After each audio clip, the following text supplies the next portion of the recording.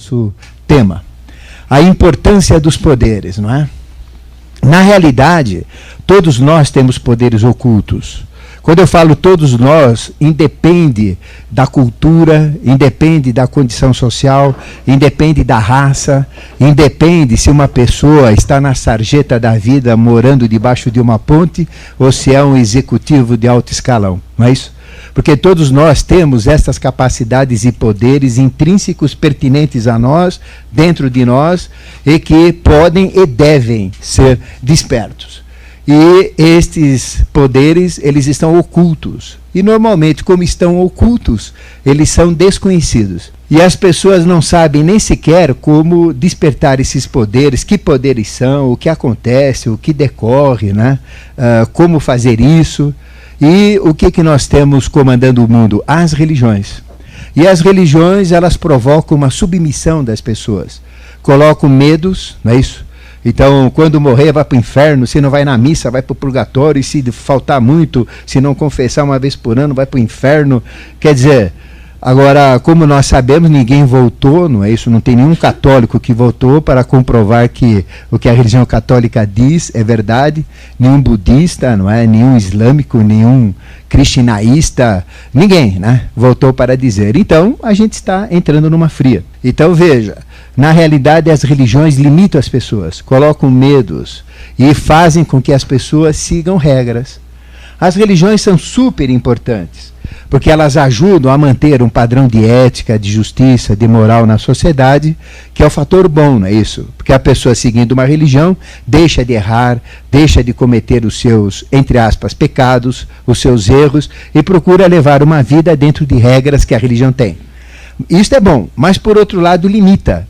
Então existem conhecimentos sagrados que nós chamamos ciência das idades, Gupta Vidya, teosofia, teodeus, sofia, sabedoria, escolas de iniciação, a própria maçonaria, hermetismo, antroposofia, gnose, tradição rosacruciana, logosofia e tantas outras tradições, não é? Que visam então despertar esses poderes. Então o objetivo não é simplesmente despertar poderes. Os poderes existem, nós temos, devem ser trabalhados, mas o principal objetivo é despertar consciência. Porque é impossível despertar um poder sem o despertar em conjunto da consciência. Porque quando nós temos um poder, aqueles que liberam o poder, que são entidades angélicas, que são inteligências, que acompanham o nosso processo evolutivo, não vão deixar estes poderes serem abertos se a gente não tiver consciência.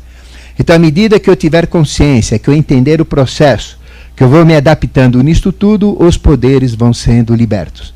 Independentemente de eu ver, de eu não ver, de eu saber, de eu desconhecer. Se eu mereço, se eu tenho valor, se eu vou poder usar aquele poder, o poder vai me ser dado. Ficou claro? Então, os aspectos ocultos dos poderes são esses. Nenhuma escola de iniciação, nenhuma das linhas que eu falei, visa despertar poderes. O poder é decorrência, visa despertar consciência. Mas à medida que eu ganho consciência, eu vou adquirindo sabedoria, eu vou adquirindo administração da minha vida. E vocês vão ver que para administrar os poderes, eu tenho que primeiro saber administrar o meu karma. Então, à medida que eu vou assumindo o meu karma, que eu vou administrando o meu karma, os poderes vão sendo liberados e aí eu posso administrar os poderes também. Nós vamos falar um pouco disso mais para frente. O desenvolvimento dos poderes ao longo da evolução. Nós já fomos clarividentes, não é isso? Completos, enxergávamos o mundo espiritual e éramos até cegos para o mundo físico. Nós éramos tão clarividentes que nem enxergávamos o mundo físico, éramos cegos. E enxergávamos o mundo espiritual. Então veja que o desenvolvimento dos poderes, eles vêm vindo desde que nós começamos na humanidade. Ou seja, nós começamos o ciclo humano há 1.664.501.103 anos. E foi exatamente há 280 mil anos atrás, milhões de anos atrás, perdão, que nós tivemos então o início da fase que a gente chama lemuriana comental. Então nós ganhamos a expulsão do paraíso, ganhamos a mente, e junto com a mente esta capacidade de discernimento, nós adquirimos os poderes. Os animais têm poderes superiores? Lógico que não, não é isso? Eles têm instintos, eles têm capacidades aguçadas para enxergar, para olfativas, palativas, de audição, de tato, não é isso? Mas eles não têm poderes. Quer dizer, nenhum animal vai chegar, o leão vai ficar lá, agora eu vou canalizar todas as leoas, não é isso? Para serem vegetarianas agora. Ele não vai ter poder para isso, né? O animal não tem poder. Então o animal tem instinto. E o instinto, ele tem as suas capacitações, os seus valores, mas não é poder. Quando a gente fala poder e capacitação, nós estamos falando de algo superior, que ultrapassa os limites do animal, do vegetal e do mineral. Então começa do homem para frente. Então o homem tem poderes? Tem. Só que estão em latência. Eles estão guardados. Eles estão em possibilidade e devem ser acordados e trabalhados. Então o desenvolvimento desses poderes começou para nós na expulsão do paraíso há 280 milhões de anos atrás, na fase lemuriana, quando ganhamos a mente. Então a mente, ela tem um papel primordial para o desenvolvimento dos poderes. Porque a consciência, o conhecimento, ele já está na natureza. Antes do homem existir, o conhecimento já foi colocado na natureza, tudo já era possível de acontecer, tudo que nós extraímos da natureza era possível porque Deus colocou, não é isso? Seja lá quem foi esse Deus, e nós simplesmente, usando a mente, extraímos o conhecimento das coisas e aplicamos no dia a dia. Mas à medida que eu trabalhar o mental, à medida que eu me desenvolver mentalmente, eu vou conseguir então começar a despertar os poderes. Então os poderes vão sendo despertados gradativamente à medida que nós estamos evoluindo. E para vocês terem um padrão, é Jesus. Yoshua Ben Pandira, não é isso? Ele teve todos os seus siddhis, que a gente chama poderes em sânscrito, despertos. Então ele pegava um olho atrofiado, cego, fazia enxergar. Pegava uma perna apodrecida, não é isso, por doenças, e fazia aquela perna ficar boa. Pegava um coxo paralítico que nunca andou, fazia perfeita aquelas pernas e ele saía até rebolando por aí, né? Ressuscitava mortos. Então veja os poderes que ele fazia. A gente dava 5 pães e 2 peixes, ele multiplicava para milhares de pessoas. Transformava, esse era bom, né? A água em vinho. Já pensou que delícia? Transformar água em cerveja, água em vinho, água em cachaça, em metacha, né? Conhaque grego. Olha que beleza, né? Então, o desenvolvimento dos poderes, ele está sendo planejado.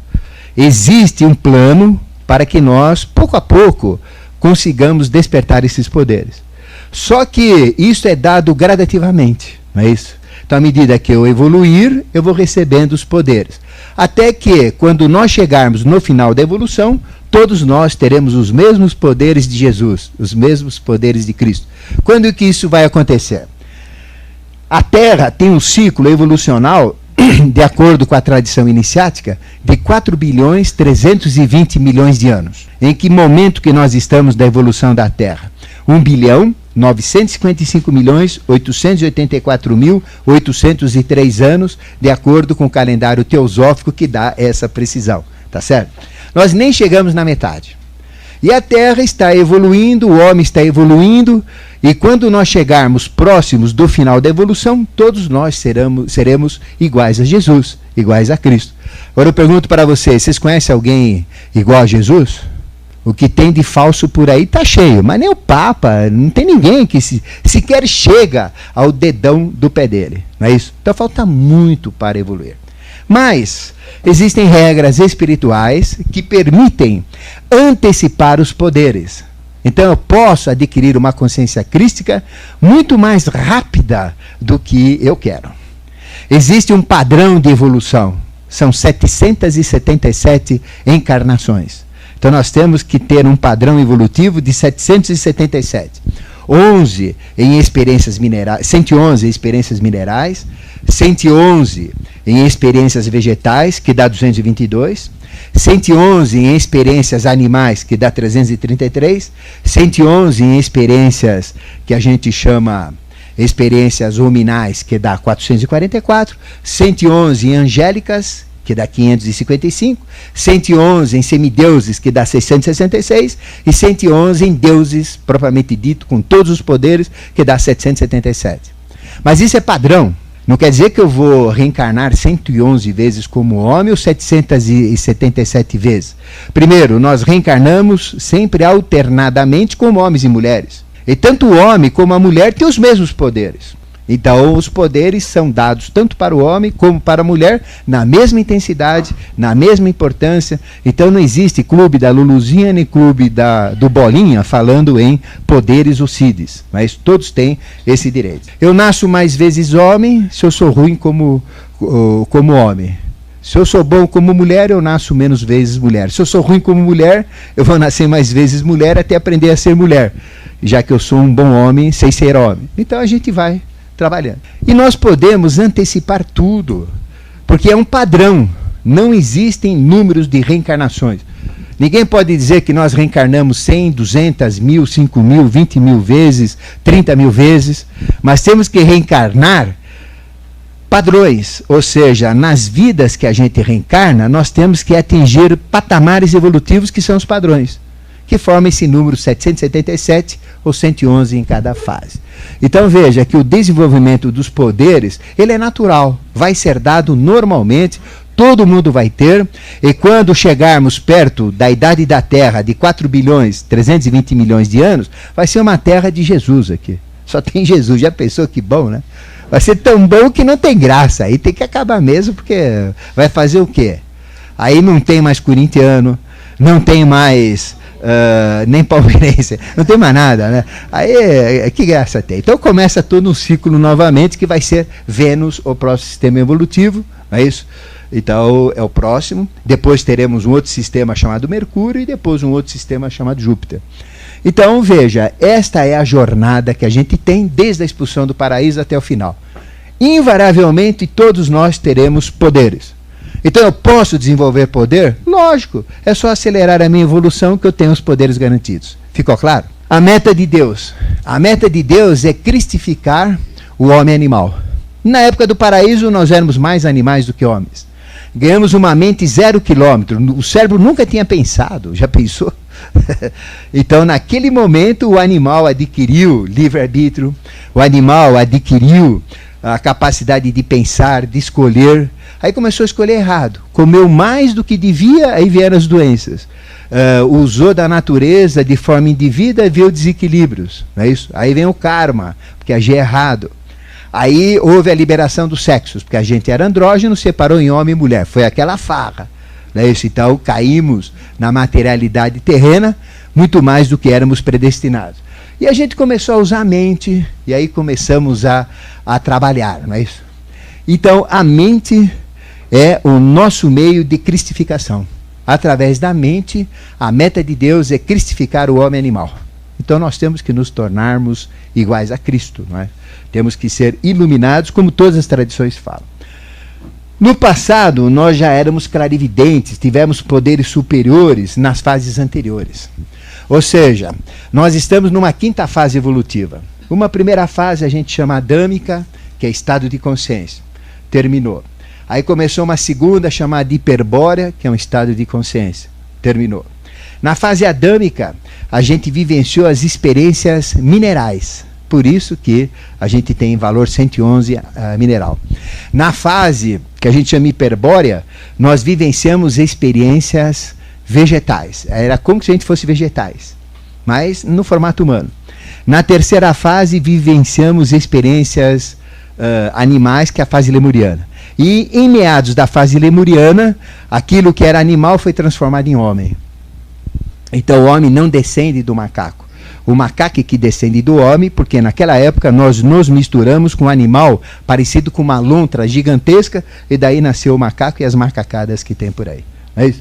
Então, a partir da Lemúria, ganhamos a mente e começamos a ter a capacidade de deixarmos de ser animais. Foi um saque contra o futuro. Os anjos caíram no meio da humanidade na época do paraíso, Isso é representado pela árvore do conhecimento do bem e do mal, pela serpente, não é, comendo fruto proibido, e aí começamos um processo de ganho de valores. Nós nunca teríamos esse rostinho bonito que nós temos hoje, porque esse rosto ele veio da miscigenação angélica, porque nós éramos um bicho feio, horroroso. Se eu falava, vocês não vão dormir à noite, de tão feio que a gente é. Tínhamos 4,30 metros naquela época, todo arreganhado, tudo aberto, uma bola vermelha aqui que era pineal, e todos nós éramos clarividentes. Não enxergávamos o mundo físico, porque éramos cegos ao mundo físico. A gente só tinha audição, ouvia fisicamente, e sentia o mundo físico pelo tato, mas não enxergava o mundo físico. Nós éramos guiados pela pineal como títeres, bonecos, mas enxergávamos todo o mundo espiritual. Os anjos, as hierarquias, éramos clarividentes completos. Ficou claro? Então nós já fomos clarividentes em fases evolutivas anteriores, na fase lemuriana, por exemplo. Aí terminou a fase lemuriana e começou uma nova fase chamada Atlante. Uma fase que nós tivemos uma tecnologia angélica fantástica. Construímos vimanas, objetos voadores, não é isso? Que existem na tradição hindu, no Vimakrika Chostra. Vimakrika Chostra, vimana quer dizer voador, e Chostra tratado da aeronáutica, escrito na Índia 5.000 anos antes da era atual, 3.000 anos antes de Cristo. Nós já andávamos de vimanas, tinha os UFOs, né? O Samarangana Sutradhara também fala. Então, existem escritos do mestre Bharadvai, que fala exatamente desses aparelhos voadores. Tínhamos alta tecnologia e éramos clarividentes na época da Atlântida. Ou seja, à medida que teve a evolução Atlante, e a Atlântida teve o seu apogeu há 57 milhões de anos atrás, 57,3 milhões de anos atrás, então teve o apogeu. E depois teve o seu declínio. Então, nessa época da Atlântida, nós éramos clarividentes.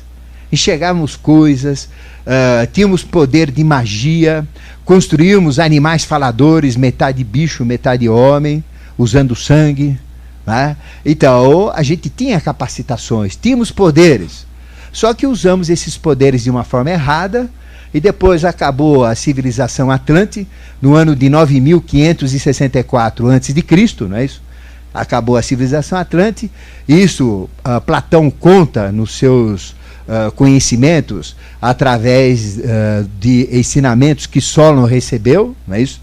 Então Platão fala da Atlântida, desse continente perdido, da ilha de Poseidones, que desmanchou, que afundou e acabou com toda a história atlântica. Mas eles deixaram restos aqui dentro para nós, como por exemplo as pirâmides do Egito, que foram construídas há 80.000 anos atrás na realidade, as ruínas de Sacsayhuaman, que a gente vê nos Incas, grandes pirâmides na América Central e assim por diante, que os outros povos primitivos usaram aquilo dizendo que era deles, né?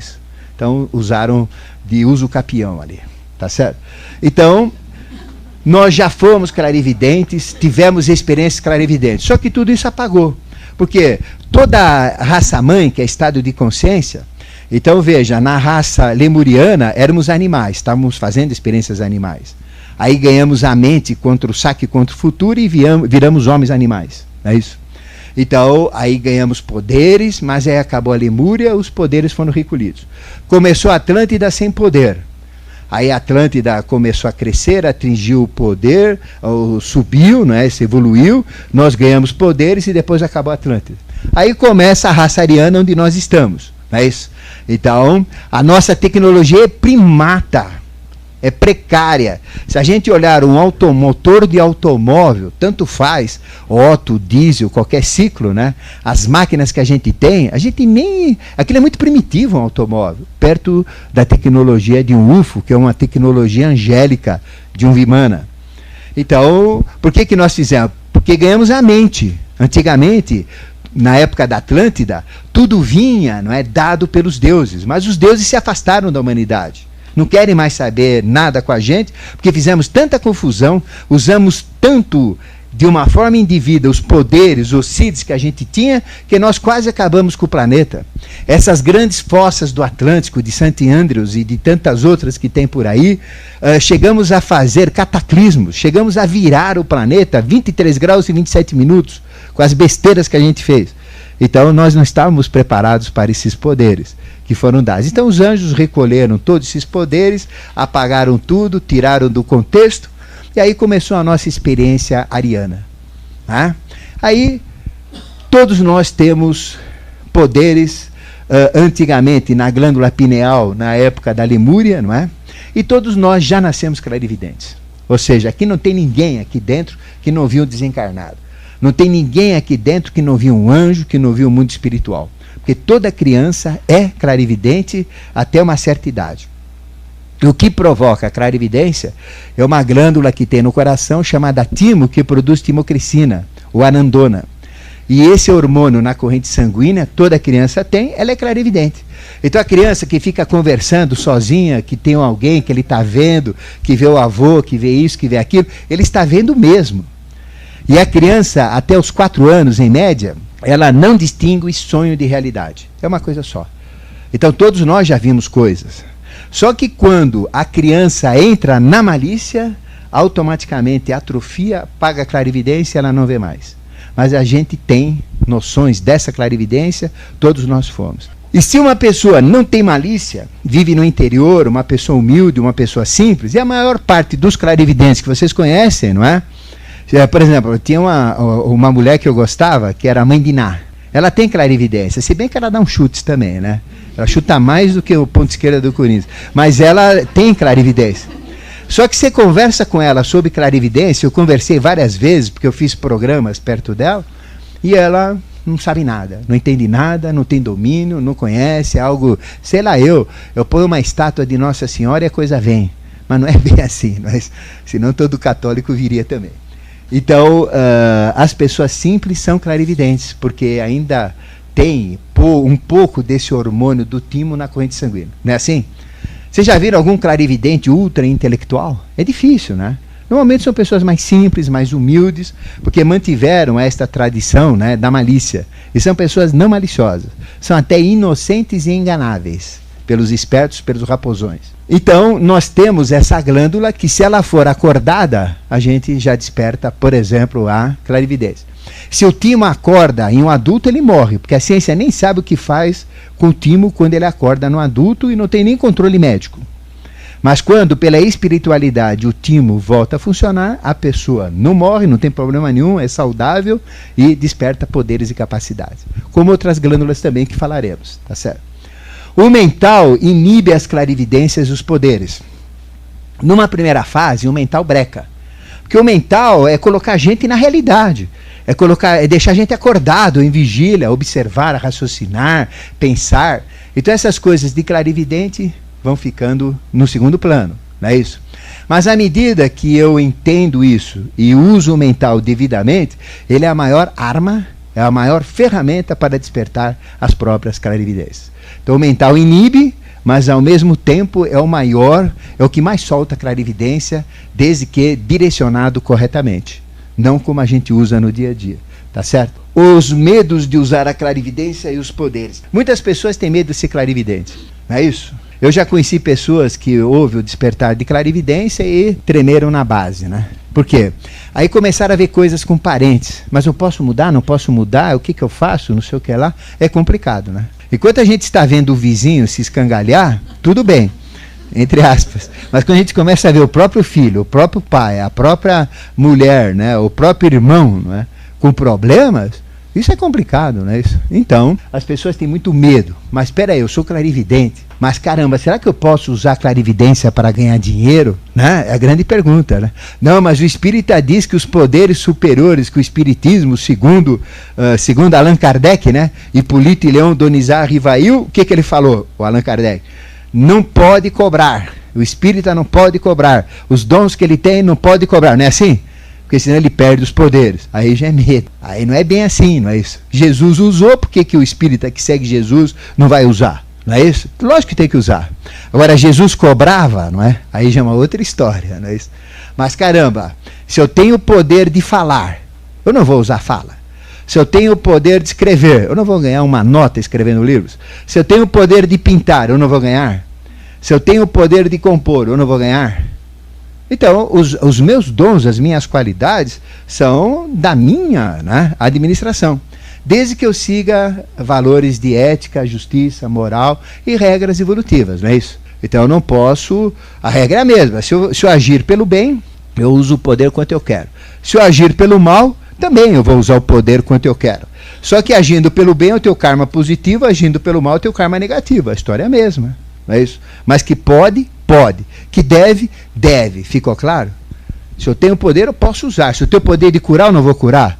Ah, eu não. Eu vou mexer no karma dos outros, depois o que vai acontecer? Usa a sua inteligência, faça de uma maneira que o karma não volte para você, não é isso? Então, simplesmente é usar a cabeça, não tem nada de errado, não. Então, primeiro ponto que a gente está tratando hoje, não tenham medo de serem clarividentes e não tenham medo de usar poderes que forem despertos. Primeira coisa, é só usar a consciência. A consciência é o que liberta e mantém as capacidades e poderes superiores. Como nós abrimos, nós fechamos aqui essa parte, tá certo? Quanto mais consciência eu tenho, mais eu estou apto para ter poderes despertos. Então, tudo é um ganho de consciência no dia a dia. Bom, capacidades e poderes superiores. Existem capacidades que são naturais e até aparentes, não é isso? Então, tem pessoas que enxergam coisas e falam, né?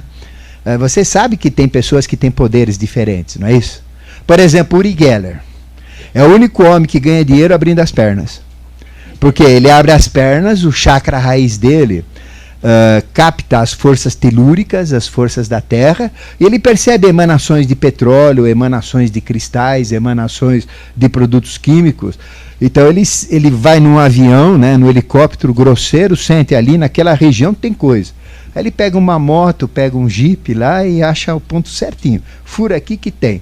E ganha milhões de dólares. Ele vai para o inferno? Não, ele está usando uma capacidade que ele tem, não é isso? Então tem pessoas que têm essas capacidades naturais e aparentes. Pessoas têm capacidade de transmitir pensamentos, receber pensamentos. Se bem que tem muita vigarice também, né? Então, os naturais vocês já ouviram falar, né? Talvez até conheceram pessoas que são reais e têm esses dons. Existem aquelas que são ocultas em latência, que todos nós temos, são desconhecidas, e nós queremos soltar isto para vocês hoje. Que capacidades são essas? E tem os poderes herméticos, não é isso? Que eles são dados à medida que você entra dentro do hermetismo, dentro de uma escola de iniciação. Então, qual a diferença tem? Os ocultos em latência vão ser liberados normalmente à medida que a gente chegar no ponto de maturação. Estou pronto, eu recebo. Estes poderes herméticos não. Eu posso desenvolver através de processos, de métodos, de yogas, de exercícios, não é? Que é o que a gente vai fazer também. Tá certo? Bom, o caduceu de Mercúrio, ele contém todas as chaves das capacidades e potencialidades e dos dons e virtudes humanas. Então existe aquele mito, não é? De Mercúrio. Mercúrio representa o próprio Tote dos egípcios e ele representa o grande Hermés, o Trismegistro, o 3 vezes grande dos gregos. Não é isso? Então é o Deus que faz a tessitura entre o espiritual e o material. Por isso que ele é chamado de Deus psicopompo. É aquele que leva a alma, não é, para outra dimensão. É aquele que dá poderes, é aquele que intercede, é aquele que ajuda. Dentro da Umbanda ele equivale ao próprio Exu. Né? O Exu, ele é confundido como diabo, mas ele tem uma função de fazer a conexão com o espiritual, só isso. Pode ser bom, pode ser ruim, depende do trabalho que a gente está fazendo. Porque todo mundo faz macumba, não é isso? É macumba, tem que fazer boa cumba. Ou seja, se fizesse boa cumba, o Exu seria legal. Mas como faz macumba, egoísta, não é? Querendo levar vantagem, destruir o outro, roubar a mulher daquele, o marido daquela. Mas peraí, e o karma, e a família, e os problemas que eles têm, não é isso? Errado. Então, aí vira o Exu desgraçado que ninguém quer falar dele, porque é diabo, é opositor do homem. Né? Porque diabo vem do grego diabolos, que significa opositor. Então ele é opositor do homem. Não é isso? O que é opositor do homem? O Corinthians. Não, brincadeira. O opositor do homem é a doença, A ignorância, a fome, a violência, a burrice, a miséria, não é isso? A pobreza. Tudo que atrapalha a evolução é diabo. E o que é não diabo ou Deus? É tudo que favorece a evolução. Saúde, alegria, felicidade, prosperidade, parque antártica, tudo que é bom. Tá certo? Então veja, o caduceu de Mercúrio, ele é um mito grego, né? Então existia Hermés, é importante a gente falar. E quem fez o curso de simbolismos, a gente tem também o caduceu de Mercúrio, são 2 CDs falando só do caduceu de Mercúrio, é muito interessante. Mas, dando uma pincelada rápida, ele nasceu no dia 4, muito inteligente, muito esperto, e a mãe dele, que era Maia, casada com Zeus, embrulhou em linho e colocou numa brecha, num buraco que tinha num salgueiro. E ele nasceu no dia 4, que mostra o fator terreno dele. E aí o que ele fez? Saiu de lá, roubou 2 reses, né? 2 vacas, uma vaca e um boi, do rebanho de Admeto, amarrou a coisas, né? Galhos atrás do rabo delas, as vacas iam andando e batendo o rabo, né? Iam apagando as pistas. E levou na gruta de Pilos e sacrificou a Deus, né? Aos deuses, ao Olimpo. Ele se tornou o primeiro imortal, né? Dos nascidos entre uma mulher, né? E um deus, ou seja, um semideus. Então, aí, o que ele fez? Aí ele pegou tripas do animal, pegou um casco de tartaruga e fez uma lira e voltou tocando aquela lira, não é, para a cidade. Aí, quem que tomava conta do rebanho de Admeto? Era Apolo. A hora que ele viu, falou, moleque safado, moleque sem vergonha, você que roubou as reses. Nunca ninguém roubou nada daqui, você vai me pagar. Eu não é. Ladrão, não ladrão. Ladrão, não ladrão. Mentiroso, não mentiroso. Aí chamou Maia, mas como esse moleque? Como é que vai fazer isso? Aí chamou Zeus, que tudo sabe. Sei, foi você. Foi ou não foi? Não fui, foi. Não, peraí, você não vai mentir para mim? Eu sei. Como é que você vai falar não? Ele falou, olha... fiz, mas não fiz.